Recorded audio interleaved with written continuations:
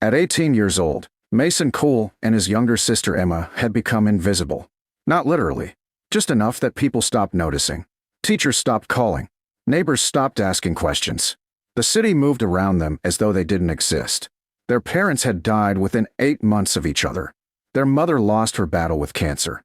Their father suffered a fatal heart attack before he ever recovered from the grief. The small apartment they rented disappeared soon afterward. Bills piled up. The landlord waited exactly 1 month before changing the locks. Their relatives offered sympathy. Not a place to live. We'd help if we could. It was always the same sentence. Mason stopped believing it after the third time. For nearly 2 months, they survived however they could. Mason worked temporary construction jobs. Emma, only 16, cleaned restaurant tables after school. Every dollar disappeared almost immediately. Some nights they slept inside abandoned buildings. Others inside Mason's aging pickup truck. One freezing November morning, a city worker knocked on the truck window. "You can't stay here. We're leaving." "No, you're leaving now." Within 15 minutes they were gone. The city had officially pushed them out. As they drove aimlessly into the countryside, Emma stared through the windshield. "What now?" Mason forced a smile. "We keep driving." It wasn't much of a plan, but it was all they had. By sunset, they reached the foothills of an enormous national forest. The truck finally gave up. Steam poured from beneath the hood. The engine refused to restart. Mason leaned against the steering wheel. $43 remained between them. Emma quietly climbed out. "I'll look around. There won't be anything." She smiled. "You never know." An hour later she returned running. "You need to see this." Mason followed her through dense pine trees. The forest gradually swallowed every sound. Then he saw it. A concrete structure built directly into the hillside, almost invisible beneath vines and moss. Only a fixed steel door gave it away. "What is this?" Emma brushed leaves away from faded lettering. "Emergency Civil Defense Shelter." An old bunker, probably abandoned for decades.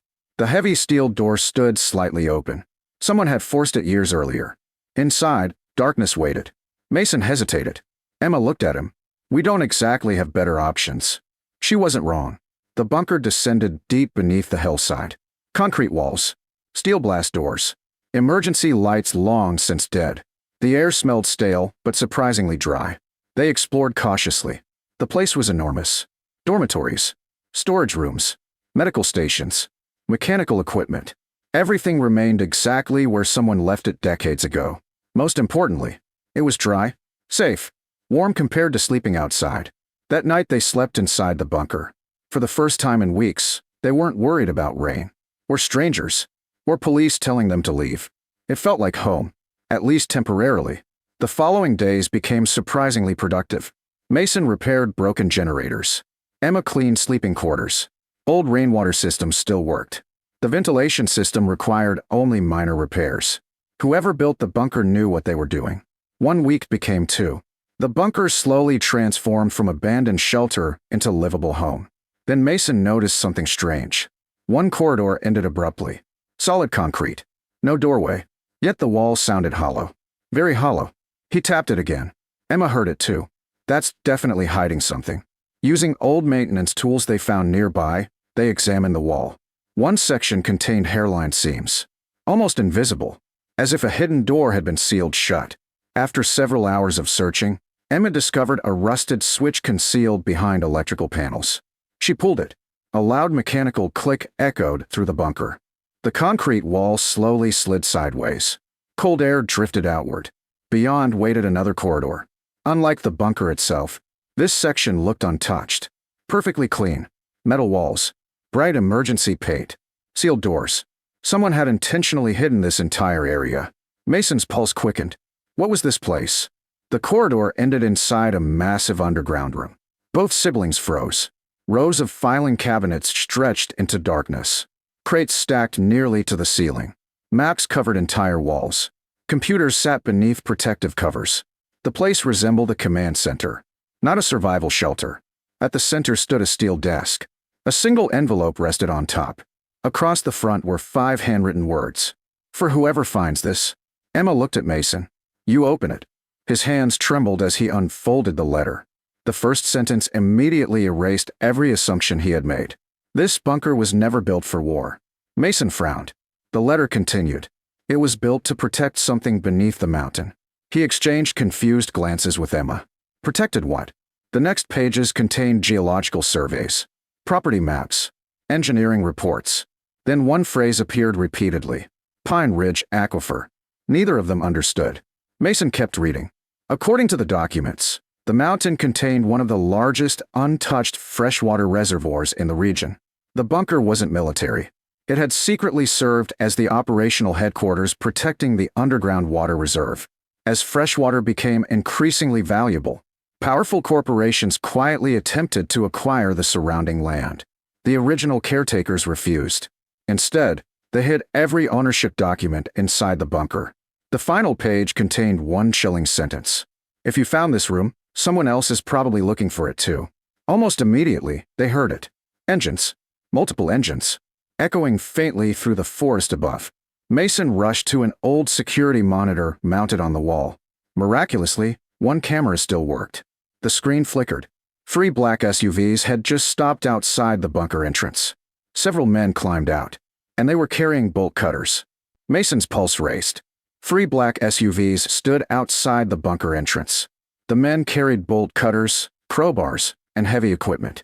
They weren't hikers. They weren't explorers. They knew exactly what they were looking for. Emma looked at her brother. What do we do? Mason held up the letter. We read. His hands shook as he continued. If they're here, they finally discovered the bunker exists. The next page contained another surprise. The bunker isn't the inheritance. Mason frowned. Then what was? He continued reading. The original caretakers of the bunker weren't soldiers. They were engineers, geologists, and environmental scientists. Decades earlier, they had discovered an enormous freshwater aquifer beneath Pine Ridge Mountain, one of the largest untouched underground water reserves in the state. The bunker became the headquarters protecting it. As years passed, corporations quietly attempted to purchase the surrounding forests. The caretakers refused. Instead, they created a permanent conservation trust. Every ownership document, every survey, every legal agreement, everything remained hidden inside the bunker. Until now. Emma turned another page. A recent appraisal report slipped onto the table. Current trust valuation, $196 million. Neither of them spoke. Nearly $200 million. Not because of the bunker, because of the protected water reserve beneath the mountain. Above them came the sound of metal striking steel. The intruders had reached the entrance door. Mason forced himself to continue. The trust belongs to whoever protects the mountain, not whoever profits from it. The next page explained something unexpected. The original trustees had all passed away years earlier. The trust now had no active guardian. Legally, whoever recovered the original charter, accepted the responsibility, and fulfilled its conditions would become its new trustee. Emma looked at him. That's us. Mason nodded slowly. It has to be. The next page contained a blueprint of the bunker. A red arrow pointed toward a maintenance room. Cabinet 9. They hurried there. Inside Cabinet 9 rested dozens of leather folders. Property deeds, water rights, environmental permits, engineering reports.